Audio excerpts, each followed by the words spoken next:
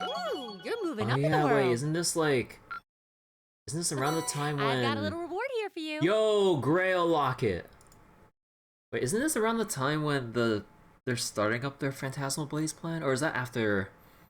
Or is that after the trade conference? Drinks are on me someday.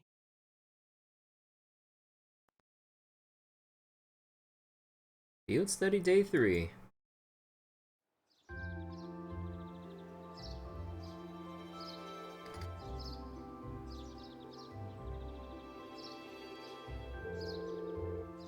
No, it's not voiced.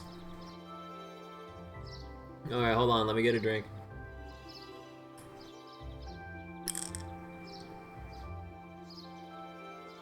I have like a thing of ramen here.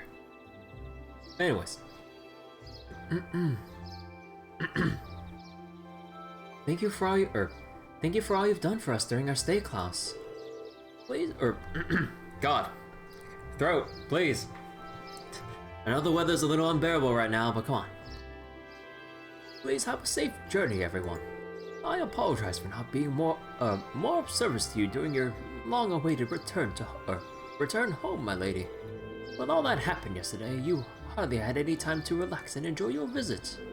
On the contrary, I had ample time to enjoy soaking in the atmosphere of home. And thanks to that wonderful nutritious dinner after we returned from the castle so tired, I was able to sleep well too. Indeed, for all that happened, I feel surprisingly well rested today. I'm just glad that the children were alright. It sounds like they got a real earful from their families though. Huh. They deserved every minute. So, just what was it we witnessed yesterday? Yeah, I'm still mulling over where that lance that saved our skins last night could have come from.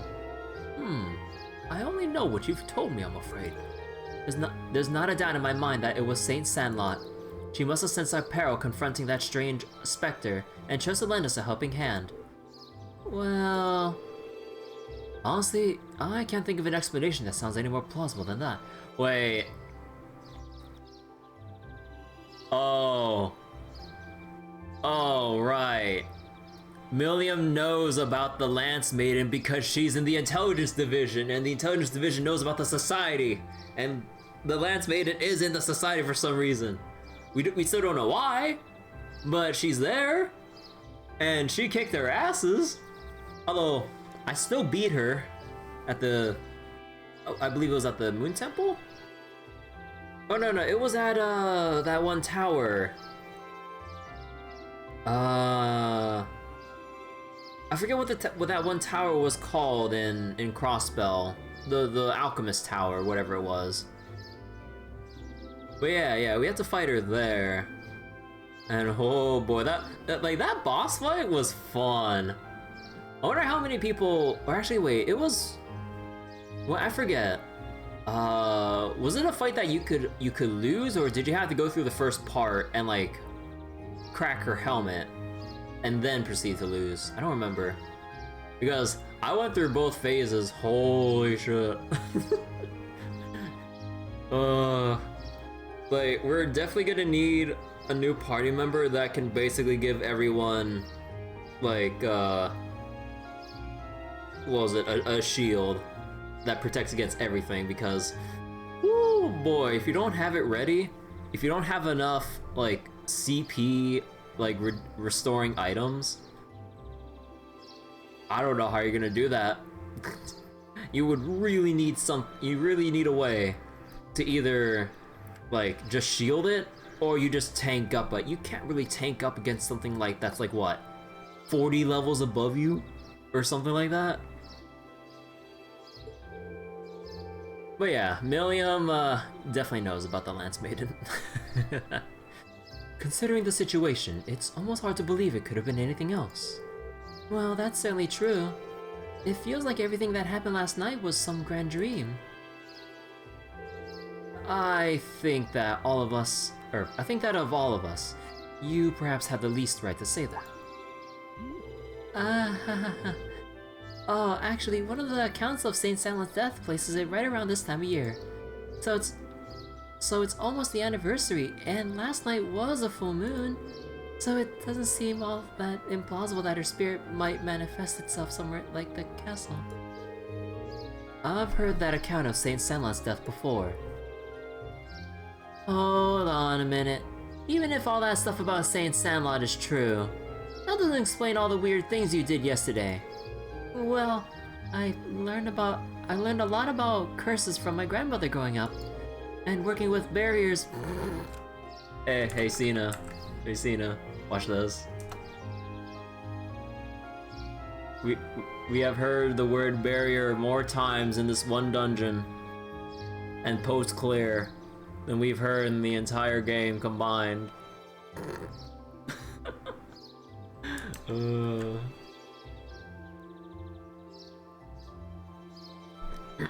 Okay, let me reread that. And working with barriers isn't all that difficult if you put your mind to it. So, I'm guessing Emma won't get along with Lloyd then. Really? Well, I suppose I'll take your word for it. I'm not sure I can say the same. I'll be sure to inform the Viscount of all that transpired here. In the meantime, you should be heading off to the next location you're to visit for your field study. I hope your journey is a safe and pleasant one. Thank you. Take care, Klaus, and give my regards to Father.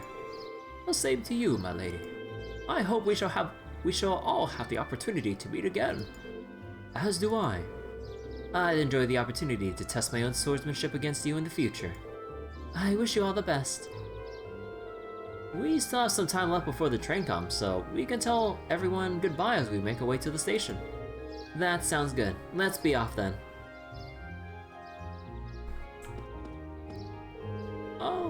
I believe you'll all be making your way to Garrelia Fortress next, correct? Please, do take care. I look forward to our next meeting. My turn! It's my turn! Right! Actually, it would be more fitting if we switched off from Milliam's uniform to the regular school uniform now.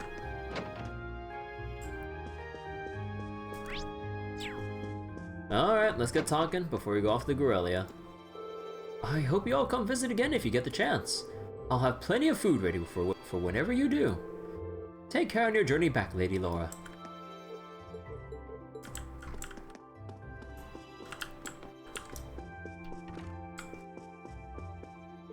Oh yes, please, take this book with you for your journey.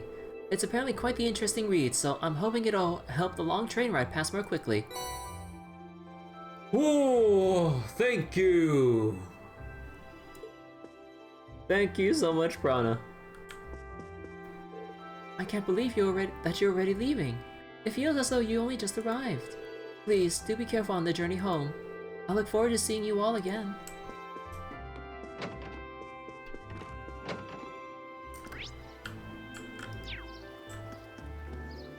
Man, it'd be nice if we get like one last active voice looking out to the castle like that. Alright.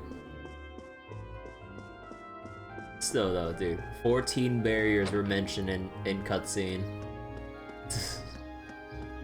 I'm not gonna count like stuff like text boxes when you're like checking a door says, oh, this barrier's in the way. No, I'm talking about like cutscene dialogue. But oh my god. Or active voice.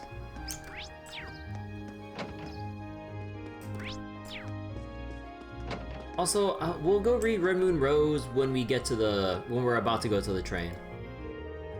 I really was losing myself in my panic yesterday evening. Meanwhile, Father Hamilcar remained calm and collected throughout it all. Maybe I was wrong about it. I never would have been able to calm down were it not for him either. Irresponsible as he may be, perhaps there's more to him than meets the eye. Father Hamilcar may be the most irresponsible man I know.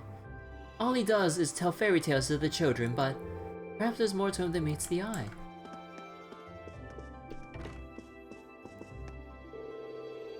Who else has heard about Saint Sandlot showing up last night? I just wish I was there to catch a glimpse of her myself. Then I have plenty of material for my stories.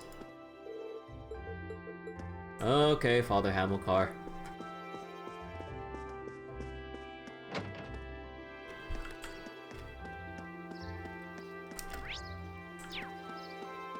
Also, I somehow skipped the school. Whoops.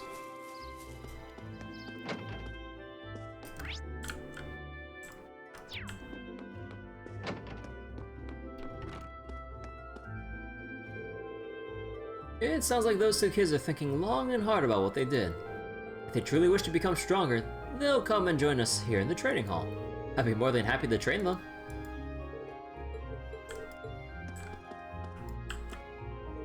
I saw a weird light over at the castle again last night. So, that was seriously Saint Sandlot? Man, I'm stoked I was able to see her. Not exactly. Huh. A lot happened last night, huh? But I guess all's well that ends well.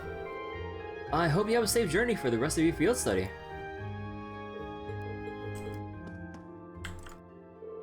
There's no finer way to spend the morning than training. Take care on your way back, everyone. You're always welcome to come back and challenge us another time. We'll be sure to keep honing our skills in the meantime. Huh. You know, I just noticed that they have different dummies for people wielding different kinds of weapons. Although, I remember looking up some, like, HEMA videos or historical European martial arts videos. And dual wielding isn't the most practical, at least with this combination of weapons. Because, like, unless you're really ambidextrous or something, you kind of want like a parry dagger or something or something of the sort, or at least like a smaller sword in your offhand. Because otherwise, like, you just wouldn't be able to, like, hold out your weapons well, because, you know, at the end of the day, you're only able to really swing once, and trying to swing twice, not the most practical. It looks cool, not the most practical, compared to, like, sword and shield or just a good old two-hander.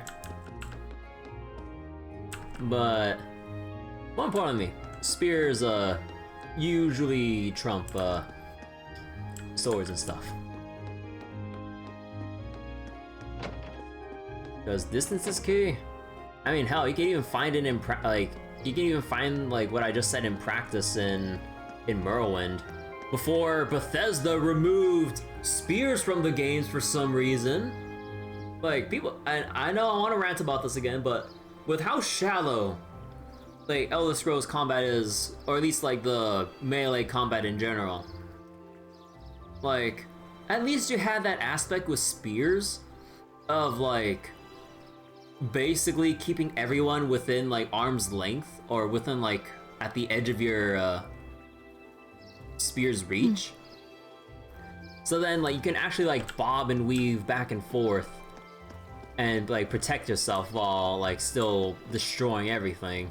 But then they removed it. Like, bro. Because, like, compared to, like, the usual, like, sword, mace, axe, or whatever they have, like, you're just, like, going right in front of someone and just kind of slashing away, and then maybe holding up a shield, and that's it. There's no, like, trying to, like, keep your distance and, like, poking, bobbing, and weaving and stuff. Or at least, like, something different of a different play style. But come on. Look, I'm so salty about that, I'm sorry. And you know that Bethesda will never, ever bring back something like that. Like, you think that they would, I don't know, implement more different weapon types? But nah. Lady Laura! The three of us made lunch for you, so please take it. Oh my gosh, celestial pasta soup. Thank you. I'm sure it'll be delicious. We hope you'll enjoy it. Oh, and we packed enough for your lady friends too. Wait, what about us?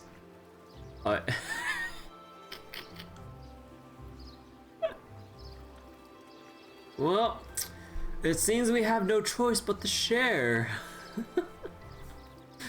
And then their plans backfire, assuming the other girls would even want to share. You did muster up an admirable performance yesterday, I suppose. But don't forget, we won't forgive you if you get too close to Lady Laura. Unless you blithely forget, take these as a helpful reminder. Are we gonna get peculiar dishes?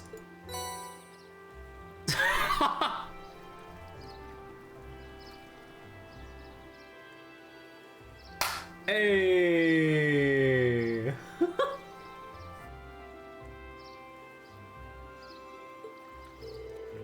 I don't think I need the wind to clue me in to what they're implying. Must this petulant gaggle be annoying right to the very end? You three did assist Lady Laura last night, so you have my thanks. But that still doesn't excuse you for getting all close and personal with her. You need to keep your distance from her, got it? We shan't forgive you otherwise. Please do be careful on your way back. I hope you continue to flower in the fertile soil of Academy life, Lady Laura. Do come back and visit Legram again soon. The fact that you'll be leaving us again means that my days of pining for your soon return will begin anew. Please do be careful on your journey, Lady Laura. Doggo. Catch you later, doggy. I'm really in your debt for saving Karno last night. I told him it was dangerous, but he just wouldn't listen. Come on, Mom, I'm fine now. Don't you realize how much I worried about you? I know, just stop crying, okay? She's been like this ever since we got back. Really sorry for making everyone worry last night. I don't deserve to call myself a man after making my mom cry. Maybe I should just put my junior Eisenritter dreams on hold until I'm a more dependable man. Character development. Anyway, thank you so much. Please, do be careful on your journey back. If last night taught us anything, it's that we still have a long way to go. I guess we ought to put this whole junior Eisenritter business on hold until we're more capable. Oh yeah, any more things of, nothing new. Okay. It really is sad to see you all go. I look forward to the day when you all come back to visit Legram. Of course, it'd be nice if you could enjoy a more relaxed stay next time. Okay.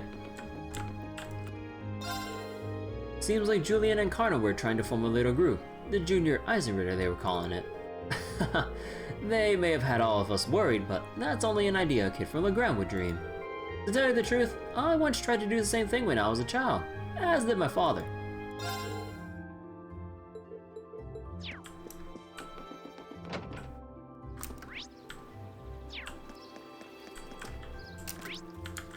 Oh man, bam.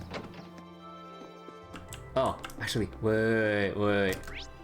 Oh, please. Hey! Huh, they have a little thing here too.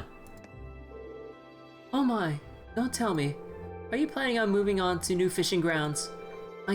I cannot allow you to continue outdoing me. I have every intention of catching up to you, so let us meet again. Oh, right. That sounds swell. She's quite the strange one, isn't she? I have every intention of becoming the finest angler in the land, so let us meet again. Until then, I bid you good day. Wait. Did we really see Anna? Wait.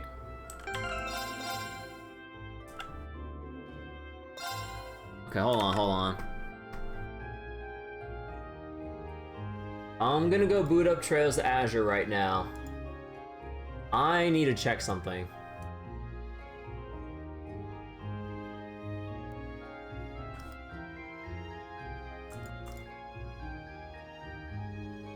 Hold on. I can't skip the title screen here. Did you interrupt me? Hold on. I want to find out myself.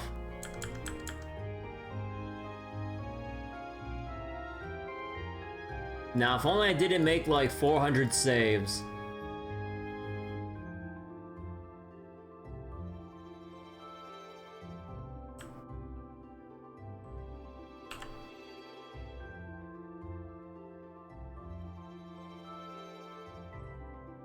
Oh wait, no.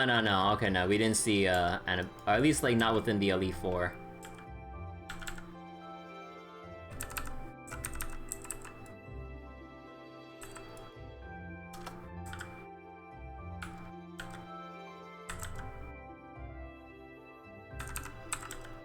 Okay, okay.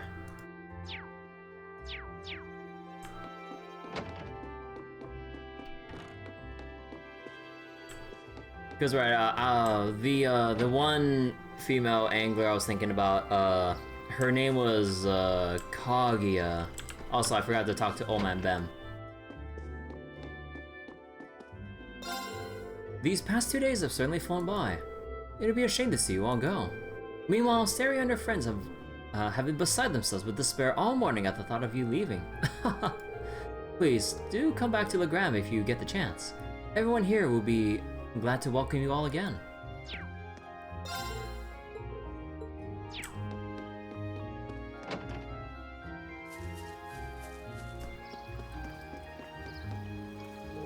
The fog surrounding the castle last night just wafted away all of a sudden. That's gotta be an omen of Saint Salot's return from above. The spirits must have summoned her to save the children.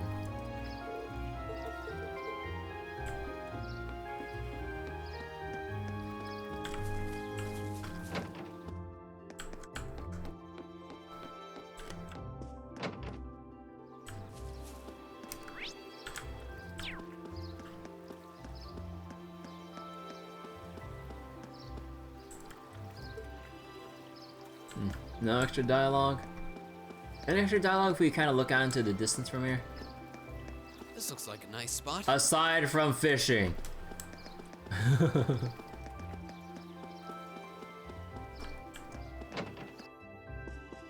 Ah, oh yeah, Tobo's off with the Viscount. I really can't thank you all enough for last night. I've given this fool a scolding of a lifetime too, so don't you worry about that. Take care on your journey back, and good luck with your studies. But be careful on your way back, everyone. I'm still not really sure what happened back at the castle, but maybe it was Adios telling us not to misbehave anymore. That really let me have it when I got home too, so I'll be careful from now on. If Adios is watching over me, I don't want to give her too much trouble. I'm gonna be a lot more careful. Okay. Alright then. I'll be taking Julian along with me to pray today. It's all thanks to Adios and the spirits that he returned safely after all. Not offering our prayers to them would be the height of disrespect.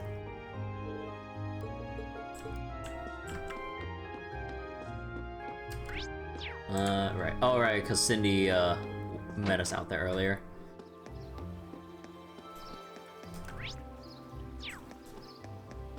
And by chance, probably missed the train if we head out there. Oh yeah, let me go... Hold on. Let me go restore everyone's CP to max. Whoops.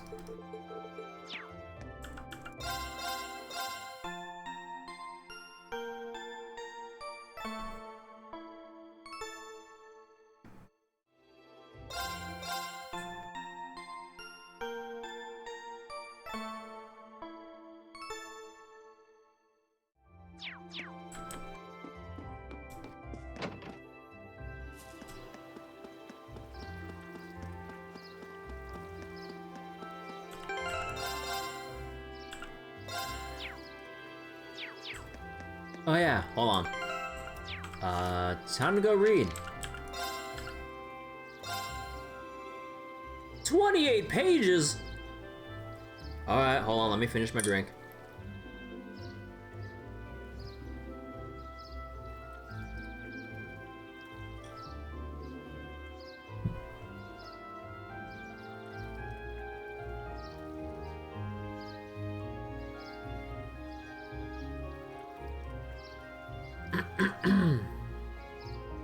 Alright. Chapter 11, Battle in the Catacomb. Watching Elroy turn, Rose knew with the sinking feeling that he had fully recovered from the previous battle. It was also obvious that he was much, much stronger, considering how much blood he must have drunk to spawn all the ghouls they had fought on their way to reach him. It was hardly surprising though. Nonetheless, neither Alphonse nor Rose had any way of telling exactly how powerful the monster before them had become. "Where's Luca?" Alphonse shouted. The vampire shrugged as if bored. "Who knows? Maybe I'll tell you if you beat me." Excuse me. He slowly raised his arms, then stretched them toward the heavens.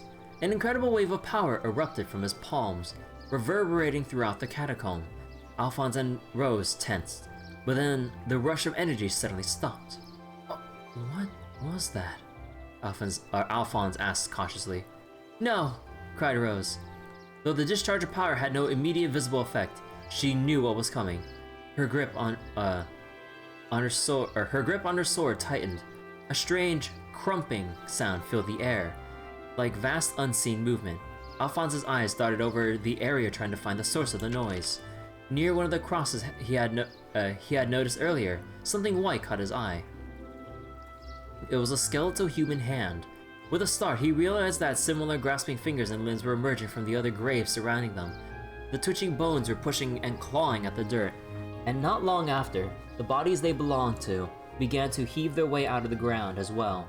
The air was full of the cracking and clicking of bones and musty soil. These were the cadaverous remains of those who had been buried long ago. It seemed the skill to wake and manipulate the corpses of the dead was yet another ability in an elder vampire's repertoire. Their new undead foes presented another problem. Unlike the ghouls, skeletons were equipped with varying weapons and equipment. Some had axes and other swords, while many wore helmets and several had shields. Judging from all the armament on display, it seems safe to assume that those who had been buried in this particular catacomb had all been warriors or those who had fallen in battle. Alphonse drew his sword, his back against Rose's. They were completely surrounded. What incredible power! Elroy's shriek of laughter cut like a knife through the shuffling of withered feet and creaking rotten leather. His expression was suffused with ecstasy as he surveyed his handiwork. Once free of their earthen graves, the skeletons stood completely still. Unlike the ghouls who operated entirely on the instinctive desire planted within them, the skeletons were soldiers in the truest sense of the word. They awaited the command of the vampire who had woken them from their eternal slumber. With a sweeping cut of his hand, Elroy gave the signal to attack. The skeletons surged forward, en masse, towards Alphonse and Rose like a wave cresting the shoreline. Each of them held their weapons out at the ready, but there were simply too many of them to block them all. Just before the undead army reached them, Alphonse felt Rose tap on his shoulder from behind. Instantly understanding what she was trying to tell him, that he swiftly crouched to the ground. As Alphonse ducked, Rose jumped high into the air. She twisted the upper half of her body. Her right arm stretched over the left side of her torso. With a powerful swipe, she swung that arm back to the right, making her body making almost a full rotation. The motion lent even greater power to her swing as she whipped her Templar sword around in a scything arc. With the heads of the closet, closest skeletons exploded into a fine white powder as these segmented blades made contact.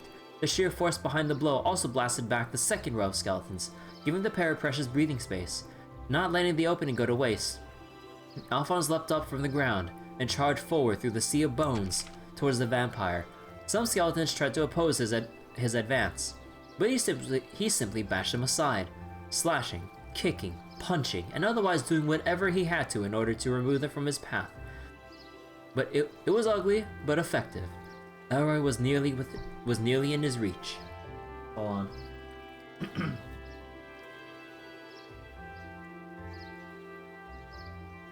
Excuse me. Rose, meanwhile, was doing all that she could to draw the skeleton's attention, twitching rapidly between her sword and pistols. She also did her best to cover Alphonse from afar, attacking enemies bearing down on him from behind. "Why, Elroy? What happened to you?" cried over the clamor of battle. As he smashed his way through the legion of skeletons, he couldn't help but wonder how the two of them had come to this point to begin with. They had first met several years before when Alphonse joined the Imperial Army. Elroy had been an orphan who lived in poverty before being scouted out for the military by Garrett for his exceptional skill with the sword. As such, the two of them shared a lot in common. While Elroy didn't even know who his parents were, they were both orphans, and they were both saved from solitude by Garrett. They soon felt an affinity toward one another, becoming good friends or rivals and aiding each other in improving their skills. Yet at some point after that, their relationship took a turn for the worse. Even so, Alphonse still saw Elroy as a comrade and respected his strength and skill. No matter how many times Elroy acted unpleasantly or coldly to him, that feeling never changed for him. And that was why, even now, after all he had seen and done, he still couldn't bring himself to believe that Elroy was a vampire. That Elroy, someone he had practically grown up with, was someone who could heartlessly... Wait, let me reread that. That Elroy, someone he had practically grown up with, was someone who could heartlessly take the lives of innocent people, or toy with them as food.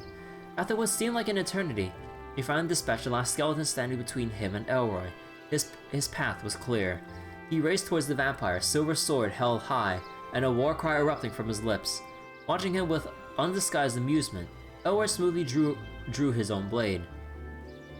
Once again, their swords locked together in opposition. "I won't let you harm anyone else. As a friend, I can't allow you to. Don't you give me that!" Elroy blocked Alphonse's attack with a contemptuous swipe of his own sword, held effortlessly in one hand. He then repelled Alphonse's blade with incredible force. Alphonse's arm was knocked back, but he turned it into his advantage and used the momentum from Elroy's attack to spin around and attack him with a sweeping horizontal slash. Again, Elroy rebuffed him, this time employing but a single finger.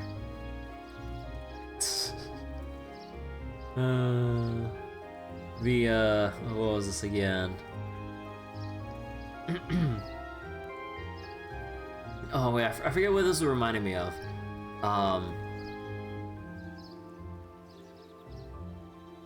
Okay, wait. Oh, right. This reminded me of Shalltear from Overlord. But in this case, like, Shalltear was so overpowered that she blocked the slash with just her, like, pinky nail. The digit was burned by the blade, but though it smoked, Elroy didn't show the faintest sign of concern. Instead, he began to focus his strength into it, causing the sword to begin to crack. Alphonse looked up with gritted teeth, expecting to see the familiar superior sneer on Elroy's face, but instead a glimpse of a man assured of his own victory. Of his own victory, he only saw pure hatred. The look was so intense that he almost faltered. "Friend? How dare you call yourself my friend after you try to steal what matters most to me?" Oh, this is what... I kinda had a feeling. Elroy's words caught Alphonse so off guard that he wasn't able to react in time to parry the downward strike from Elroy's sword. The blade made contact, slicing through Alphonse's guard and uniform from the shoulder to navel. Blood sprayed in the wake of the slash, and he howled in pain.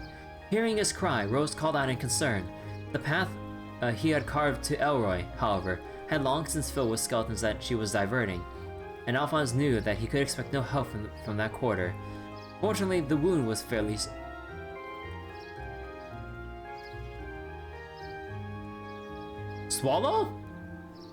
was fairly shallow. As if to demonstrate his fitness, he nimbly retreated backwards and raised his sword again. What are you talking about? I don't remember ever taking anything from you. Silence! Your chance to repent has long since passed. So I'm guessing Elroy had a thing for Luca, but Luca, like, it's like some stupid love triangle bullshit, isn't it? That's what it all comes down to, huh? Elroy renewed his attack with relentless force. Alphonse tried valiantly to resist, but his injury impaired him from fighting to his full potential, and Elroy managed to land one slash after another. Blood began to soak through his shirt. Though all superficial, the number of wounds on his body increased steadily and began to feel lightheaded. Nonetheless, he raised the sword yet again, but only pure willpower kept the blade from wavering. Elroy watched this display with glee, his mouth quirked up in a smile of anticipated victory. Don't worry, you won't be alone for long. The vampire hunter and the girl from the tavern will be joining you very soon. Oh, okay, maybe never mind about the love triangle thing. Although, taking what matters most, though... I can't think of anything else. Alphonse trembled at the promise in those words, but they also filled him with renewed determination. Elroy, I don't know what you've got against me, but no matter what it is, I'm not going to let you kill me. I'm not going back on my promise. What are you talking about? Elroy asked. the smile slipping from his face. You think you can kill me? Go right ahead and try, because I'm not going to die, and I will stop you. Enough! Enraged, Elroy finally clasped his sword in both hands. Fury and monstrous energy radiated from him in waves. Alphonse knew that this would be his strongest attack yet. You're finished! Elroy cried, swinging his sword downwards with all his might. Death approached from above, and Alphonse saw it coming, but he made no move to block it. His silver sword still raised in front of him. He took Elroy's attack head on. Once again, the vampire's blade made contact with Alphonse's left shoulder, cleaving through body. Wait, holy shit. Alphonse's left shoulder, cleaving through body, muscle, bone, and all. Ooh. Or at least that was what he expected to happen. Dude, they pull this shit twice! Come on! Oh god, I really hate the stupid cliche of, oh my god, he got brutally like executed. His shoulder cleaved his arm cleaved straight off of his body, and or so we thought. I'm like, bro, come on, you're not being clever. Just say it like it is. Just say it like it is, man. Or, I mean, again, we're just referring to Overlord since it's the most recent thing I can remember. There was like that one scene with like the 8 Fingers fight or something with Sebas, and one of the 8 Fingers, I forgot his name. They basically described him brutally like destroying Sebas, but then like it was like an extremely overly detailed and over exaggerated like victory that I kind of went along with it with how funny it was. But here it's just like, oh my god, it cleaved through his shoulder, or so we thought. But it's like, come on. If you're gonna like describe this, like you want to go like full on with it, like cleave his like body, blood spouting from like the wound where he was slashed from. Rose cried out in despair, and like Elroy just maniacally laughing with his victory and all. But here we just get like 4 lines of like, oh my god, he cleaved through, and not really.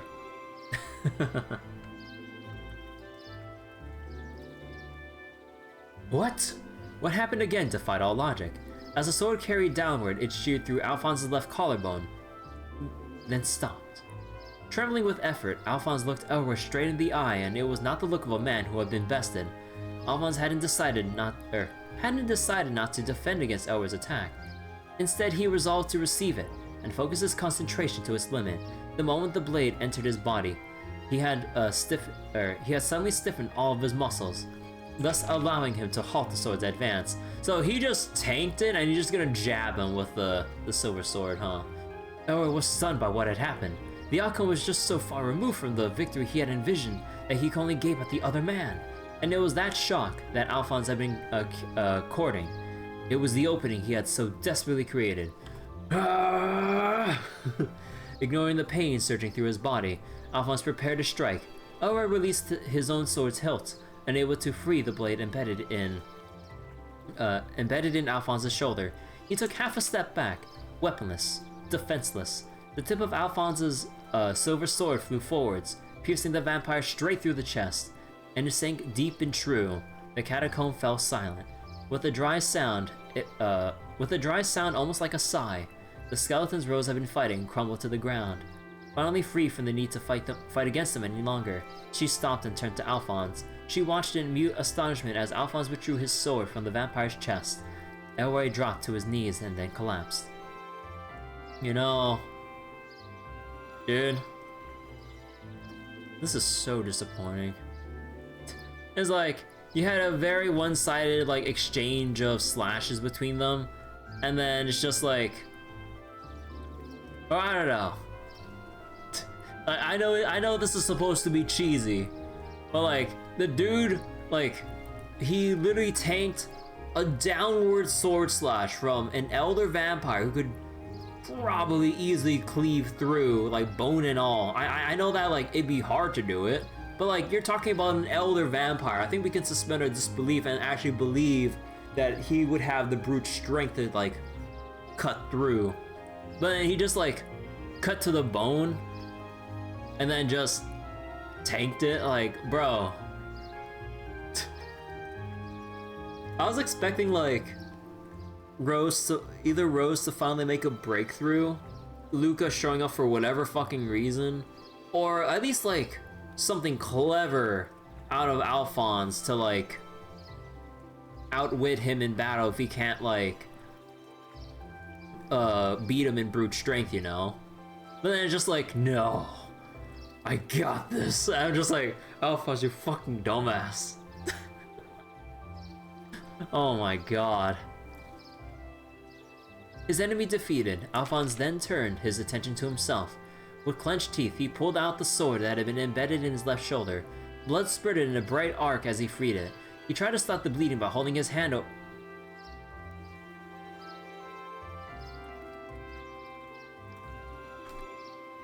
Alphonse, you dumbass! Why would you remove a sword that embedded that deeply in your shoulder? It's a plug for the wound! Although, maybe it might have made the wound worse if you, like, slightly moved around as the shoulder moves.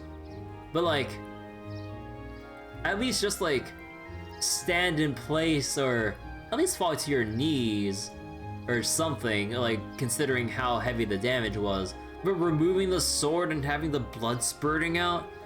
Come on! Okay, where was it? He tried to stop the bleeding by holding his hand over it, but the wound was just too deep. Blood continued to flow out between his fingers. Maybe I overdid it. A little, he said a bit unsteadily. Rose sighed. You truly are unbelievable. She picked her way over to him, carefully sidestepping bones and weapons in her path. Gently, she placed the hand over his, and Alphonse felt a warm sensation suffuse his body.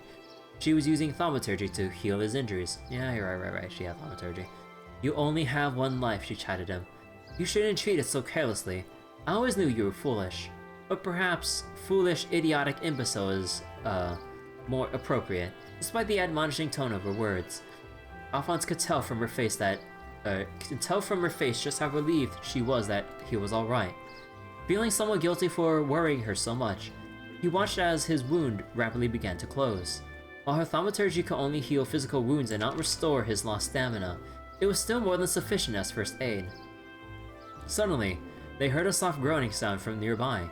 It had come from Elroy, who was looking up at the ceiling with a vacant expression. His skin had begun to crack and slowly crumble away. He seemed to be trying to say something, but his voice was so quiet that it was impossible to make out what. Rose slowly drew one of her silver pistols and pointed it at Elroy's head. Alphonse started. What are you? His fate is sealed, regardless. But I can't allow him to pass like this. It wasn't a moment to waste. As a vampire hunter, she had a duty to finish off her targets. To Alphonse, her decision seemed heartless, but he also knew that she had no choice. And yet it still frustrated him that it had to end like this. He still had a lot of questions that he wanted to ask Elroy. Had he been a vampire for the whole of the time that they had known each other? What had driven him to start taking the lives of innocents now? And why did he hate him so much? Nonetheless, he knew that vampires were simply too dangerous to be allowed to exist. As such, he stood by silently, allowing her to do what she had thought to be, allowing her to do what she thought had to be done. But Rose simply stood with her pistol pointed at Elroy's head, never pulling its trigger. This doesn't make any sense. Alphonse looked at her. What doesn't? Don't understand. But what don't you understand? It was puzzlement and not a bit of wariness in Rose's reply. There's no scent. None at all. Scent of what? The scent of an elder vampire. At that moment, something flew at an incredible speed through the darkness. Two long, narrow objects made up of filthy black blood flashed towards them in a blur. Rose, who sensed their approach first, immediately pushed Alphonse out of the way. As he was thrust from the path of objects, Alphonse watched in horror as the sharply pointed lances of blood mercilessly pierced Rose's chest. What? Oh, come on, that's bullshit. Dude, it was a plot twist. He fell to the ground with a whomp, and a moment later, Rose thudded down beside him. Blood began to pool around her inert body. Alphonse couldn't process what was happening. Nor was he able to rise to his feet, so weak was he from his earlier battle. Well, well, said a voice. I certainly couldn't have seen that coming. I was hoping to finish you both off at the same time. Out of the darkness that the lance had emerged from stepped a figure whose outline and gait was achingly familiar. A man in the military uniform, who he knew better than anyone else.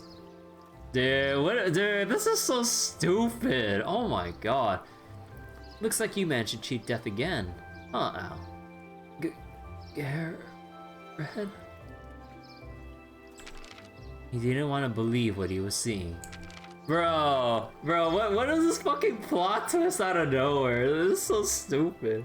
How much foreshadowing was I missing that Garrett was like the true villain going on behind the scenes? Bro, this is so stupid.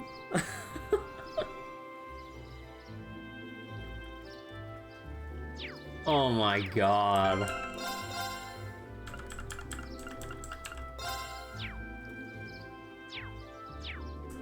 Okay, so we did talk to everyone. We got Red Moon Rose chapter 11 earlier, and no new recipes from what I can tell. Alright, it's time to leave. We still seem to have a little time before the next train arrives. What should we do? It might be best to just wait in the station until the train arrives. Yeah, let's go wait inside. We need to buy our tickets for the trip to Garrelia Fortress too. Hey Eustace, wanna buy me some snacks? Buy your own food. Lively as ever, I see. Let's head in then. Celine? Oh.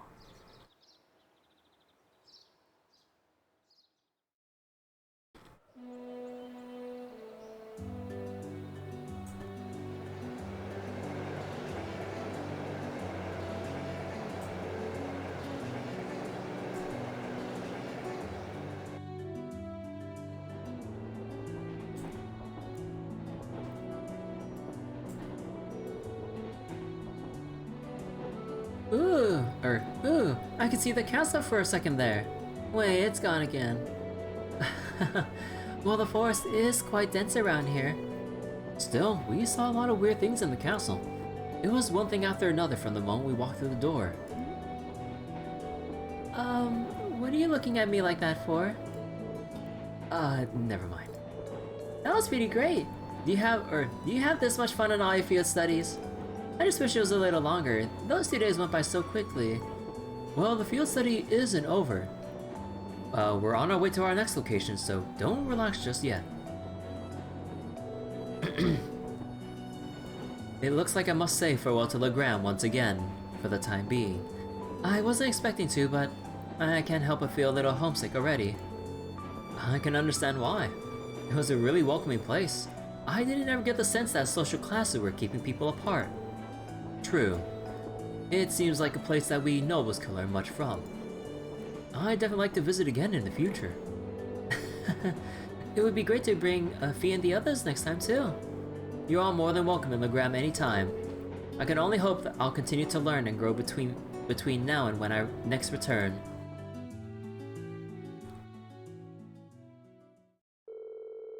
After leaving Legram, we changed trains at Berea Station and rode the Croydon Main Line north, heading toward Keldic.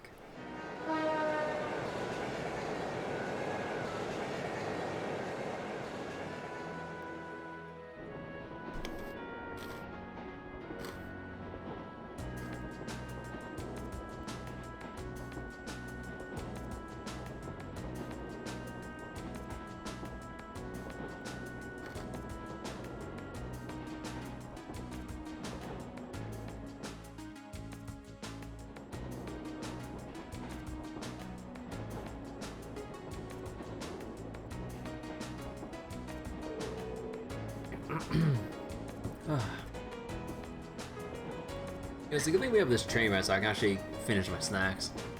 I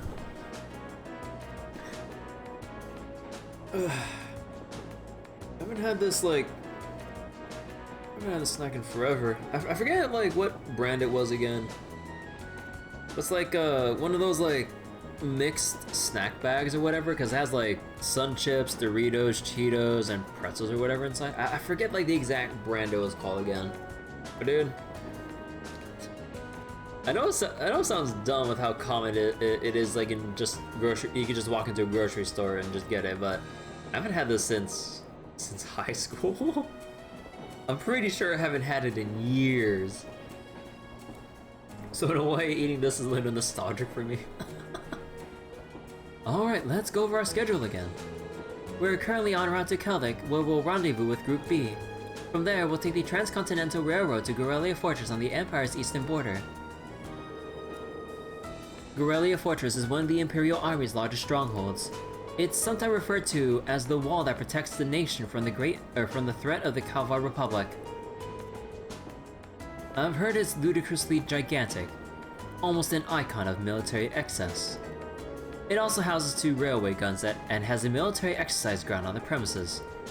Weren't those the weapons that Gwyn said he regretted constructing? Yeah.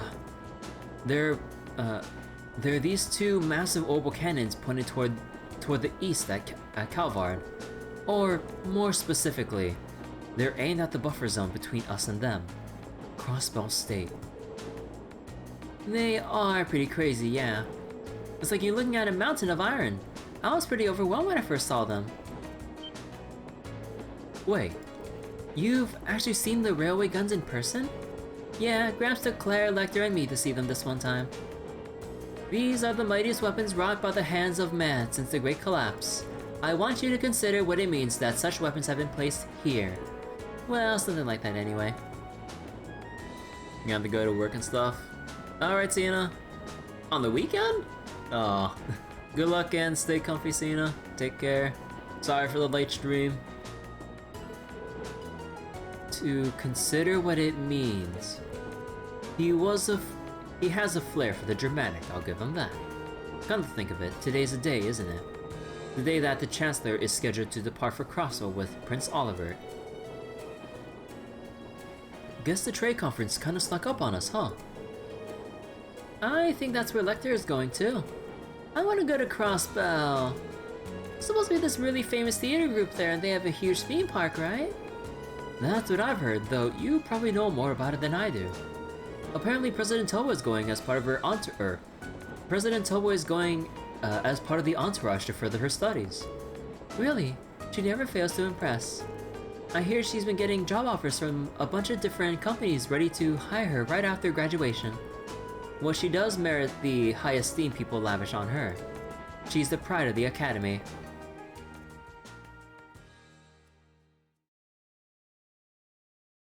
$9:30.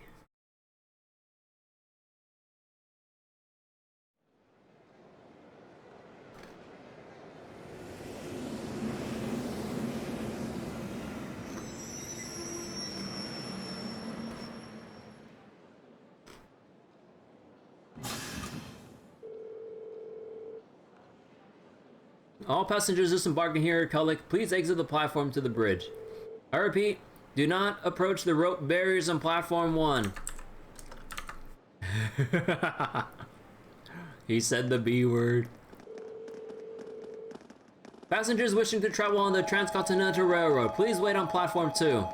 Platform 2.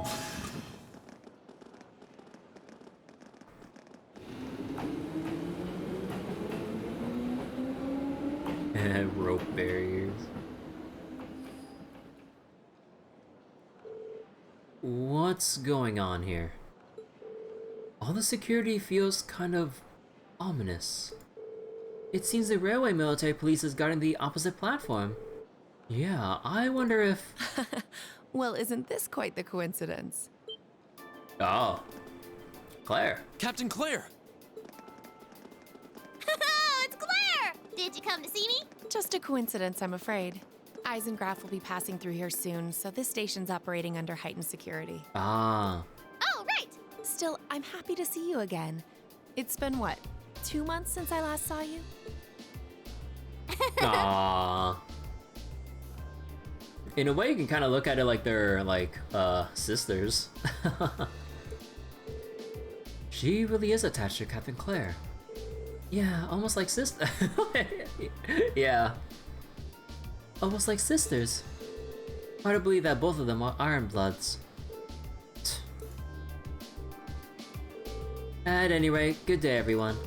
Let me thank you again for all your help during the recent crisis in Heimdall. Don't worry about it. We simply did our duty as citizens of the Empire. More importantly, what's the meaning of all this extra security? And what's this Eisengraph you mentioned? As in, Iron Count, right? You'll see what I mean soon enough. A special express train will momentarily be passing by Platform 1. This train will be passing through at high speed, so travelers on the platform are advised to exercise caution. A special express train? It couldn't be. Right on time.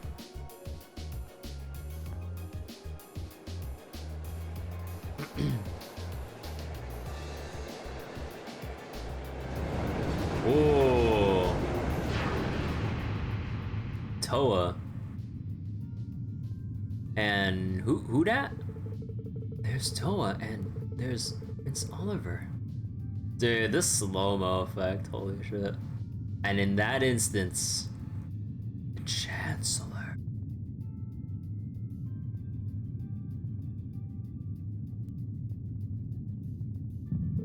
Oh. Dude. That's so overly dramatic, holy shit. It was going so fast, but then Chancellor Osborne just like focused in on Rain as they're passing by in like half a second.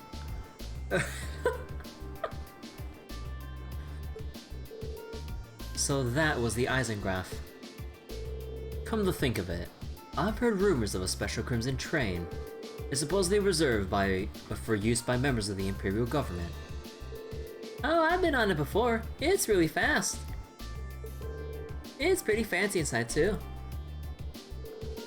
The Eisengraph, or the Iron Count in the common parlance, was so titled in honor of Chancellor Osborne himself. Well, I do hear him called the Blood and Iron Chancellor all the time, so I can understand the iron part. But isn't the Chancellor a commoner by birth? He is indeed. However, he was granted the title of Count by His Majesty when he was made Chancellor 11 years ago. Supposedly that's what led to the train being given its name shortly thereafter. I see. Huh. I doubt he of all people sees any worth in titles or peerage. Reed? Yeah.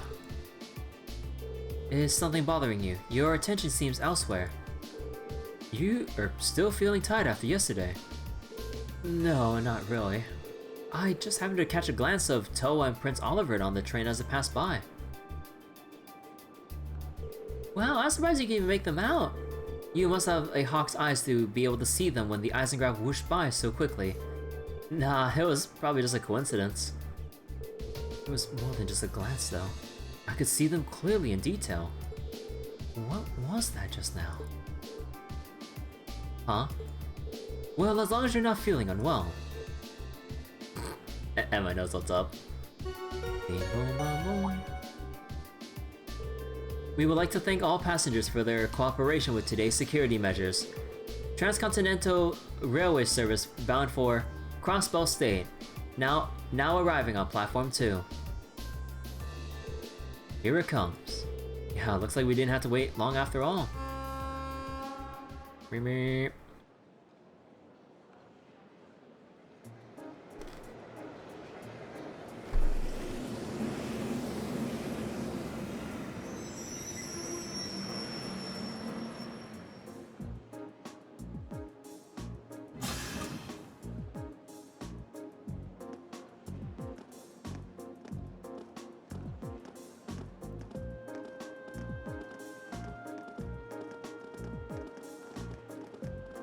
Hey, there they are.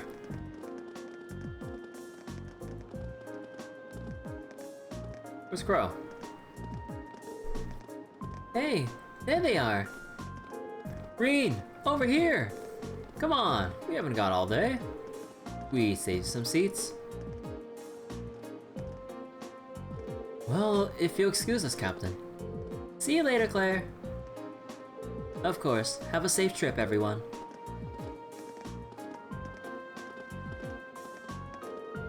Whoa, who's that classy-looking babe?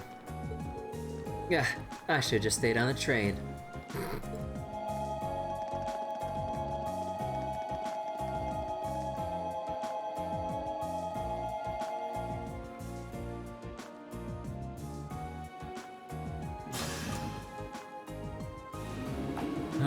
I wonder when we'll see more. Yep, there's that look on her face. We received word from Squad 8. No unusual movements have been detected near the Twin Dragons Bridge. We also received word from Squad 21. They all report high-speed armored cars are in position.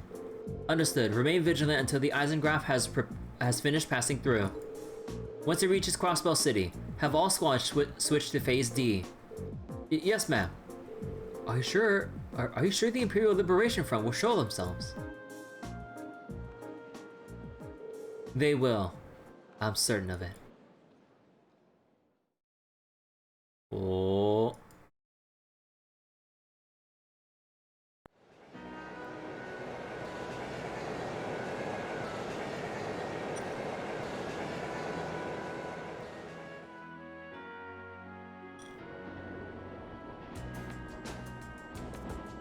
We're all just huddled up around here. I see. It sounds like Group A had an eventful couple of days too. Yeah, though, I kinda find it hard to believe you could have seen the ghost of Leanne Sandlot. That's ridiculous. Are you sure you weren't just hallucinating or something? Huh, you can think whatever you like. We totally saw her, I swear! Well, ghost or not, there was definitely someone there besides us. Anyway, that's enough about ghosts and spirits for the time being. I'm more concerned about the affairs of the living, like where Tova and the Radiant Blade Master went. Sounds like Duke, actually wait, how do they pronounce his name before? Kayan? Whatever. It sounds like Duke Kayan is up to something. Or something too. And he's not someone we can afford to take lightly. We didn't run into anything like that in the Jirai Special Economic Zone, though I guess that makes sense seeing as it's under the direct control of the Imperial government and not a noble. I seem to recall that it was annexed 8 years ago, is that right? Yeah, the Empire stitched it on nice and neat, without much opposition. Now it's prospering as a special economic zone on the coast. Seemed like a pretty lively place. And the revenue generated from taxes there go directly to the Imperial government's coffers, instead of the pockets of the nobility. It's hardly a mystery why the reformers think so highly of it. Well, that aside, I'm a little concerned about the upcoming trade conference in Crossbell. Same goes for the Imperial Liberation Front. They've been awfully quiet since that show they put on last month. Now that you mention it, that does seem rather suspicious. Is that related to why we're going to Garrelia Fortress? Well, it's not the main reason, but it's not entirely unrelated. I'll let you look forward to finding out all about it when we get to the fortress itself. Anyway, how many of you passed through Garrelia Fortress by train before? Oh?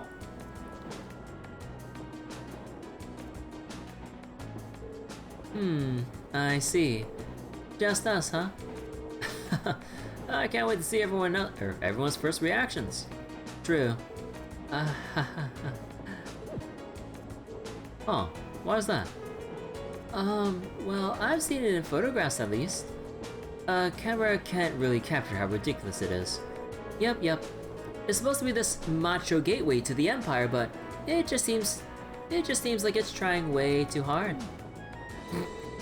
So what's that supposed to mean? The gateway to the Empire and one of the largest military bases in the country. I look forward to the chance to see it in person then.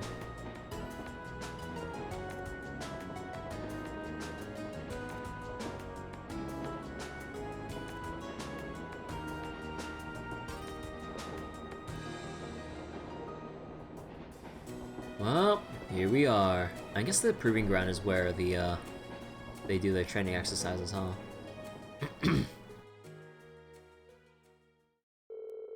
The train carrying Class 7 continued its ride on the transcontinental line, heading toward the east.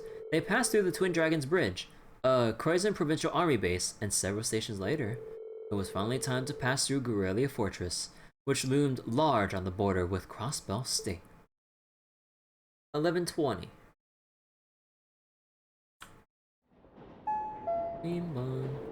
The Ministry of Railways wishes to thank all passengers for their patronage.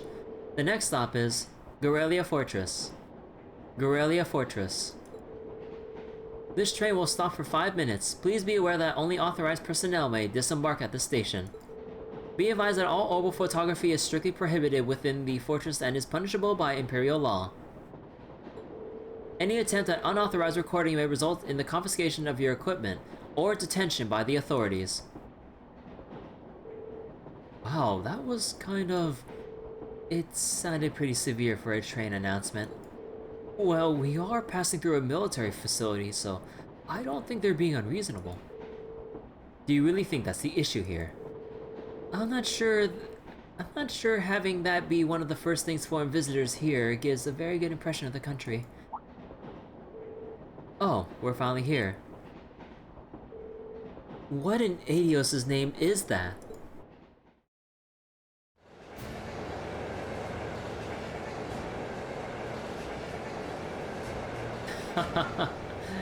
Here we are.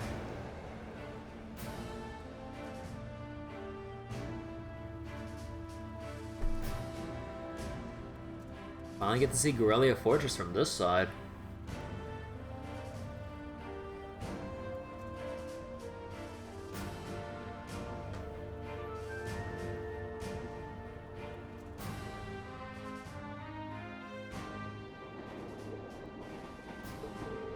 The scale is just... This is Garrelia Fortress? This entire place is built from iron and concrete. Just how much money has the army dumped into building all of this? Yep, that was about as entertaining as I'd hoped. Not that I'm surprised, I thought the same things when I first saw it. From the crossbow side, all you can see is a cliff though. Yeah, we only do see the cliff side. Yeah, but those two railway guns still poke through it. Hey, instructor? What did you bring us out here to show us? What else? We're here so you can see the true essence of what makes an army, what comprises the military strength and forms its foundation, and what other place in the Empire has that on display as clearly as here?